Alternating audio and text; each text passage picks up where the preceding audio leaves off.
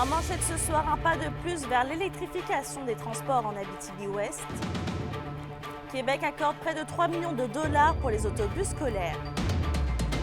La FIC toujours en attente d'une entente avec le gouvernement. On demande aux professionnels en soins de décider à savoir est-ce qu'ils veulent avoir une meilleure rémunération ou donner des soins de qualité. Donc, ça ne fait aucun sens. Et encore un dernier effort pour le défi 28 jours sans alcool. C'est à peu près à 5 000 $ d'atteindre notre objectif par région. Alors, moi, je pense que c'est drôlement atteignable.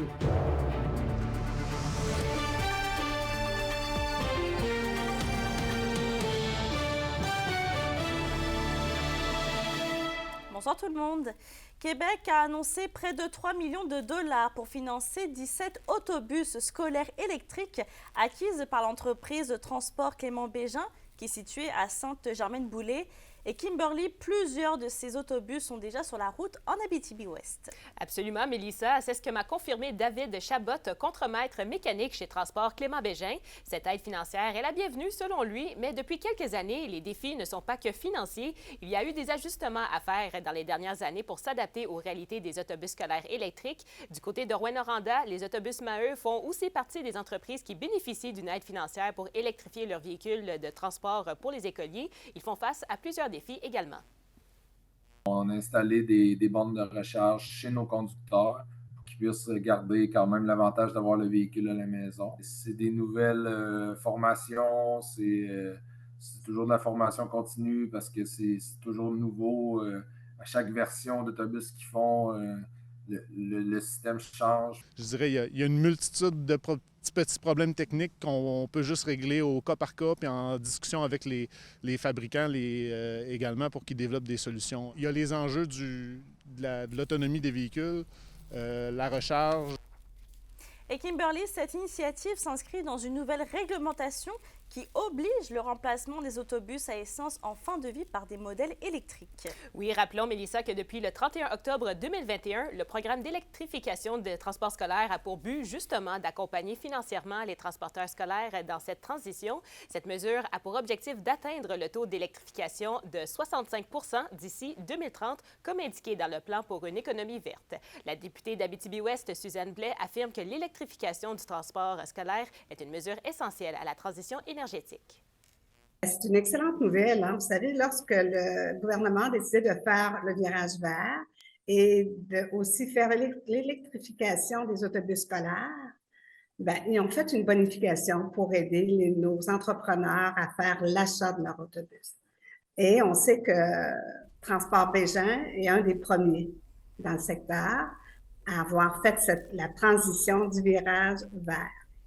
D'ailleurs, le directeur général adjoint des autobus Maheu nous a déjà confirmé que 12 autobus scolaires électriques s'ajouteront, oui, à la flotte du transport scolaire pour l'an prochain. Merci, Kimberly. Au plaisir. Vos réponses à la question du jour TVA, une présentation de la clinique infirmière Nord-Ouest partout dans la région. Notre équipe peut vous recevoir pour un bilan de santé, une infection, le suivi de maladies chroniques et bien plus. Contactez-nous pour plus d'informations ou visitez notre site web. Et à la question du jour, on vous demande est-ce que les mesures de Québec pour électrifier les transports sont suffisantes? Vous avez répondu oui à 52 %.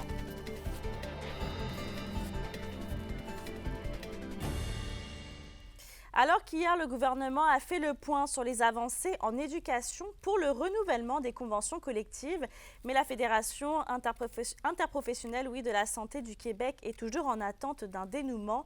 Qu'Emilia Laliberté a plus de détails. Les mobilisations du secteur public auront permis des avancées en éducation. C'est ce que souligne le syndicat des enseignants de la Jamaisie et de l'Abitibi-Témiscamingue, même s'il considère que d'autres facteurs doivent encore être pris en compte. Il y a des bons points dans cette entente-là, il y a des bonnes avancées. Il y a des choses, par exemple, qui restent à travailler. On sait, nos membres, la composition de la classe, ça demeure une déception. On aurait aimé aller en chercher plus. Il n'y a rien qui nous empêche de continuer à travailler, à trouver des solutions ensemble, à s'asseoir pour, par exemple, tout ce qui est la violence dans les écoles, les élèves qui ont de plus en plus de difficultés d'apprentissage, les classes qui sont plus difficiles. Selon le premier ministre ministre, un autre constat des négociations est ressorti. Les investissements massifs en éducation pourraient avoir des répercussions sur le prochain budget gouvernemental. Ce n'est pas aux syndicats ni aux travailleurs là, de la fonction publique d'être déclarés responsables, là, si on veut, de ce qui s'en vient au niveau du budget qui devrait sortir le mois prochain. De son côté, la FIC, qui représente massivement les infirmières de la province, n'a toujours pas conclu d'entente avec Québec. Pour le moment, le syndicat dénonce ce qu'il considère comme du chantage de la part du gouvernement. On demande aux professionnels en soins de décider à savoir est-ce qu'ils veulent avoir une meilleure rémunération ou donner des soins de qualité. Donc, ça ne fait aucun sens. En plus que le déplacement, c'est quelque chose qui existe déjà dans le réseau de la santé. Il y a des infirmières qui ont des postes équipes volantes, qui ont des postes composés. Puis l'employeur n'utilise même pas ces clauses de flexibilité-là, puisqu'il reconnaît lui-même que la stabilité, c'est la clé pour donner des soins de qualité. À l'aube de l'instauration de la nouvelle réforme en santé du ministre Dubé, de nombreuses inquiétudes régionales planent toujours. Chez nous, c'est sûr qu'on pense que ça va créer un exode de nos professionnels en soins vers les grands centres. On a recruté énormément à l'international, puis on sait que notre taux de rétention est très faible à ce niveau-là. C'est pourquoi on demande d'avoir des disparités régionales, justement, en Abitibi-Témiscamingue, pour avoir quelque chose pour attirer les professionnels en soins, mais surtout retenir celles qu'on a recrutées puis qu'on a payées chèrement pour aller recruter. Justement, on a mis beaucoup de temps, beaucoup d'énergie, beaucoup d'argent, mais on veut que ces professionnels en soins-là s'établissent en région et demeurent ici par la suite. Une manifestation massive sera d'ailleurs organisée par la FIC dans moins d'un mois, le 16 mars, à Québec. Des professionnels en soins de la région devraient y participer. Kémilia Laliberté, RNC Nouvelles, à Rouyn-Noranda. Vous l'avez peut-être vu, mais un détour important était prévu ce matin sur la 117 à Val-d'Or. La 3e avenue Est est actuellement fermée à la hauteur de l'hôtel Forestel en raison d'un bris d'aqueduc. Le détour se fait donc via la rue des Panneaux. Les équipes de la ville sont sur place pour effectuer les travaux et la fin des travaux, justement, est normalement prévue à mercredi. Des mises à jour seront faites selon l'évolution de la situation. Dans le monde municipal, Tony Boudreau est le nouveau maire de Macamic. Il a été élu par acclamation alors qu'aucun adversaire n'a voulu se présenter contre lui. On rappelle que l'élection partielle avait été rendue nécessaire à la suite du départ de l'ex-mairesse Lina Lafrenière en décembre dernier. Et quant aux autres postes en jeu, 3 personnes convoitent le siège de conseiller numéro 2, soit Francine Néron, Michel Auger et Mélanie Brunet. Dans le secteur minier, alors que la production de la mine Casa Berardi passera du souterrain à la surface d'ici le milieu de l'année, Éclat Québec fait part des résultats de l'exercice 2023. L'an dernier, la mine Casa Berardi a produit plus de 90 000 onces d'or, une diminution de près de 30% par rapport à 2022. La suspension des opérations en raison des feux de forêt en juin et la baisse du tonnage souterrain expliquent en partie ces résultats. Sur un autre sujet, la Fondation Jean Lapointe demande à la population un dernier effort en vue de la fin du défi 28 jours sans alcool. Dans la région, le défi a permis jusqu'à maintenant de récolter un peu moins de 10 000 $, alors qu'à l'échelle de la province, ce nombre est de 600 000 $. Une entrevue d'André Audet. On est à notre 11e édition, puis à chaque année, c'est drôlement similaire, c'est normal. D'avoir pas atteint notre objectif à ce stade-ci. Si ça avait été le cas, ça aurait été une première en 11 ans. Donc, il ne faut pas capoter avec ça. Moi, je pense que c'est dans le principe même des télétons. Il n'y a pas un téléthon qui, à mi-parcours, a déjà atteint son objectif. Et je pense que c'est juste normal. Les gens sont extrêmement sollicités. Puis, il ne faut pas juste oublier une chose, c'est que tout coûte plus cher maintenant. On pensait que l'épicerie coûtait cher il y a 10 ans, on pensait que les paiements d'auto coûtaient cher, que les hypothèques coûtaient cher. Ça n'a rien à voir à la réalité aujourd'hui pour tous les Québécoises et les Québécois. Tout coûte plus cher. Donc, c'est sûr que pour beaucoup de gens, d'être sollicité, c'est quelque chose. C'est pas évident. Si on prend pour acquis que dans toutes les familles, où il y a au moins quelqu'un qui prend un verre d'alcool, qui prend un peu de vin, qui prend un peu importe, bien moi, je me dis, l'alcool coûte plus cher aussi. Alors, je me dis, on va troquer quelque chose. Tes 2 bouteilles que tu avais prévu boire cette semaine, pourquoi tu n'aimais pas de côté? Mets l'argent de côté puis fais un don. On est à peu près à 5 000 $ d'atteindre notre objectif par région de l'année passée. Alors, moi, je pense que c'est drôlement atteignable. Ça prend juste d'être motivé, bien sûr, mais mobilisé. Donc, toutes les personnes de l'Abitibi qui se sont inscrites pour le défi 28 jours, merci, vraiment. si vous avez encore un peu de volonté puis de motivation de consulter les gens autour de vous, d'en parler sur les réseaux sociaux. Et encore, bien évidemment, ceux et celles qui ne l'ont pas fait, il n'est jamais trop tard. On peut s'inscrire jusqu'au 27, 28, même jusqu'au 29 février. Si les gens veulent s'inscrire, allez-y. Il y a énormément d'avantages à nous soutenir parce que c'est quelque chose qui retourne aussi dans les régions de par les informations qu'on va aussi partager dans chaque région au Québec. L'indice boursier minier au TVA Nouvelle 18h est une présentation de GFM Groupe Financier. Dirigeants d'entreprises et particuliers, fiez-vous aux experts de GFM pour vos placements, assurances de personnes et assurances collectives. Car pour vous, ils vont au-delà de la finance. Le Petit Théâtre du Vieux-Noranda a reçu un prix au 37e Gala Rideau. Ça s'est passé la semaine dernière au Théâtre Capitole à Québec. Plus tard, on vous dit quel prix l'organisme a reçu. Les SADC de l'Abitibi-Témiscamingue et du nord du Québec vous présentent la bonne nouvelle économique TVA. Diplômée de la technique de design d'intérieur du Cégep de l'Outaouais, Noémie Landry a choisi d'établir le siège social de son entreprise au Témiscamingue, sa région natale. La fondatrice de Nome Intérieur offre ses services en design dans les secteurs résidentiels, commercial et corporatifs. Son expertise lui permet d'offrir des transformations de look, de concevoir des plans techniques et de réaménager les espaces et structures. Les SADC, partenaires de l'économie de la région.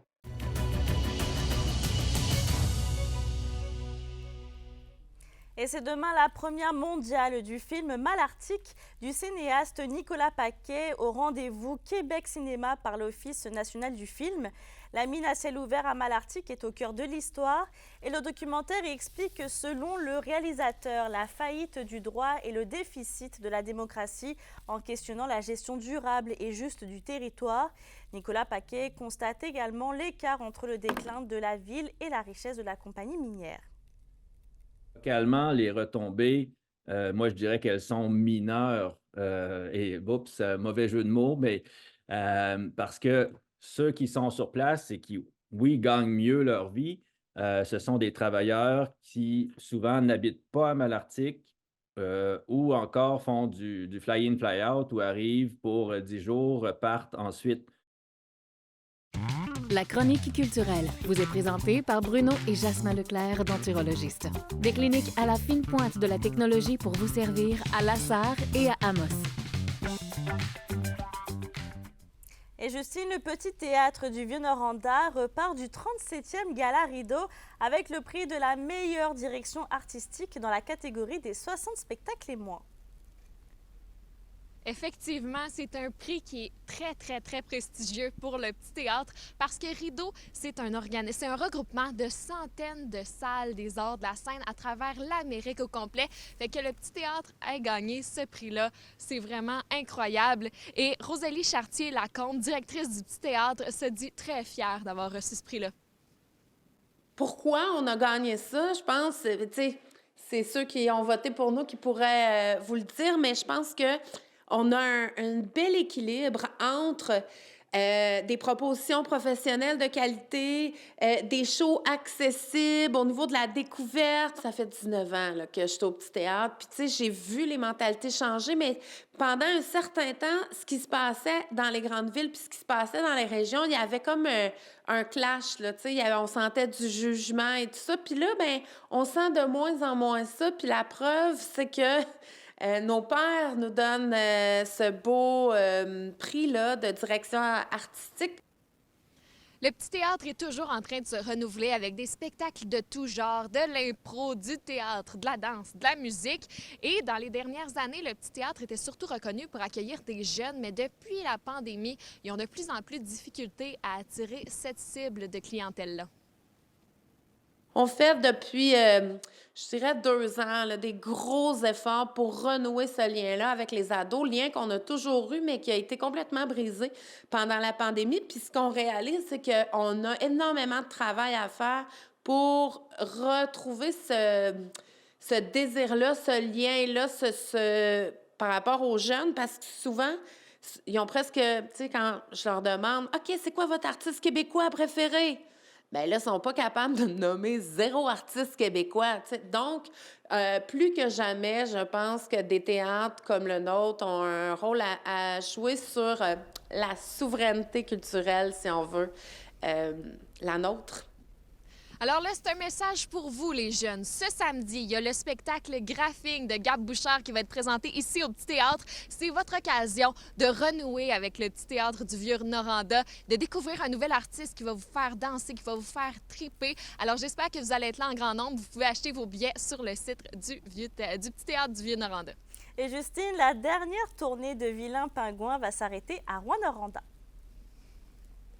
On va se le dire, on s'ennuie pas en Abitibi-Témiscamingue. Il y a toujours des nouveaux shows qui sont annoncés, des nouveaux festivals aussi. Mais là, c'est assez spécial parce que c'est la dernière tournée du groupe Vilain Pingouin qui va s'arrêter le 28 septembre prochain au QG à Rouyn-Noranda. Tu sais, Vilain Pingouin, c'est 35 ans de musique, de nouvelles paroles, de tournées, de spectacles. Alors, j'espère que vous allez être en grand nombre pour vivre ce dernier moment avec eux dans la région. Je vous le répète, c'est le 28 septembre prochain au QG. Vous pouvez acheter vos billets sur la page Facebook du QG. Et pour terminer, le festival La Fée en Abitibi-Témiscamingue nous a annoncé ses dates pour cet été. Alors prenez vos congés du 20 au 22 juin pour profiter au max de ce festival-là. Amenez-en des festivals, amenez-en des spectacles. On va continuer à triper en Abitibi-Témiscamingue. On fait un retour dans quelques minutes sur le gros week-end dans la région pour nos équipes régionales. Foreurs, Husky, Forestiers et les Conquérants étaient en action.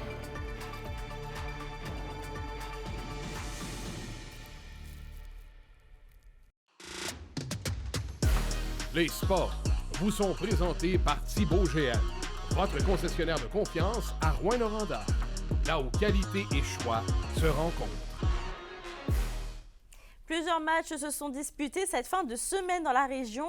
Et Anthony, on commence avec les Foreurs de Val-d'Or.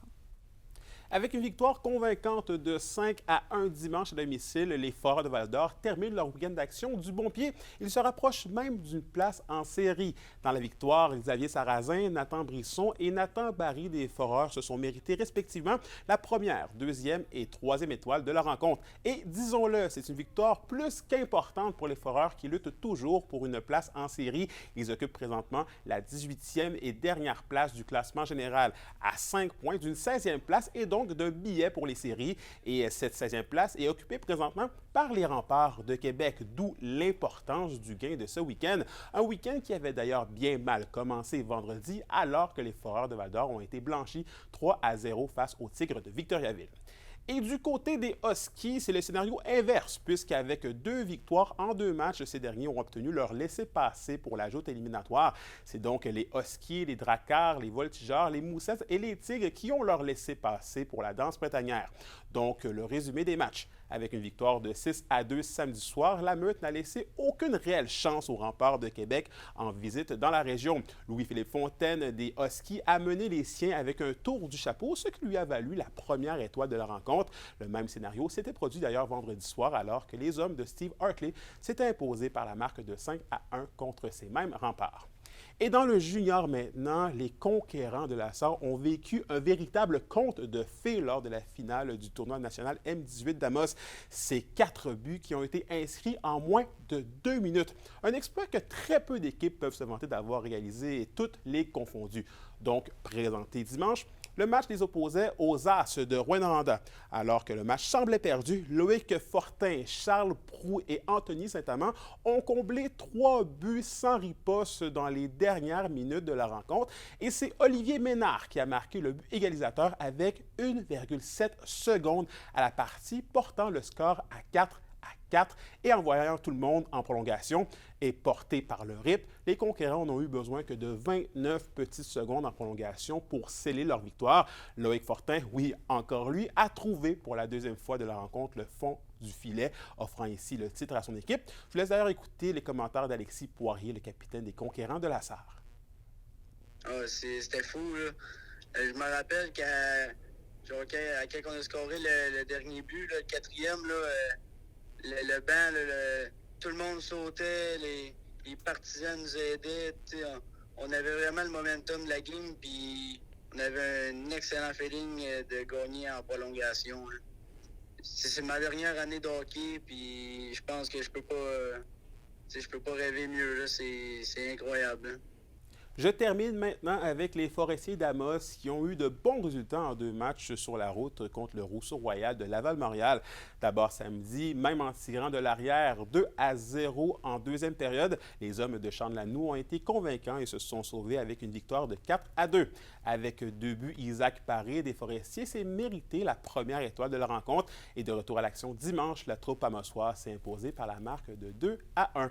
Et je termine ce bloc sport en vous rappelant que le prochain match des Foreurs et des Huskies sera un duel de la 117. La partie sera présentée ce jeudi 19h au centre Anico-Eagle.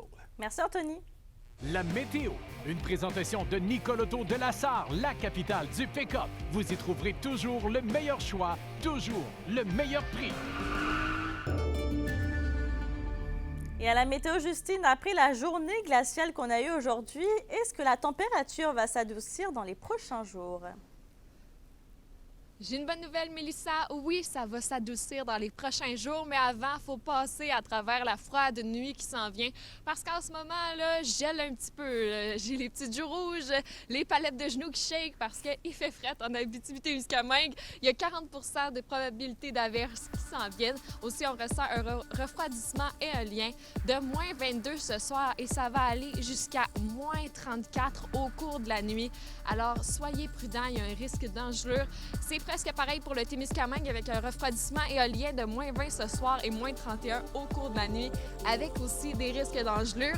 Demain, en région, c'est le matin qui va faire surtout froid avec un refroidissement de moins 34. Quand vous allez partir pour le travail demain matin, habillez-vous en conséquence et faites attention aux engelures. Et c'est dans l'après-midi que ça va enfin se réchauffer avec moins 8 en après-midi. Puis après-demain, en Abitibi, on va pouvoir s'attendre à des nuages avec 60 % de probabilité d'averses, de neige ou de pluie et un maximum de 2. Et au Témiscamingue, presque la même chose avec nuageux avec 30 % de probabilité d'averses et un maximum de 2. Alors, je vous l'avais dit, ça va se réchauffer, fait que dans les prochains jours, on va se tenir entre des températures de moins 30 et de moins 8 qui va jusqu'à 2, fait qu'habillez-vous en conséquence.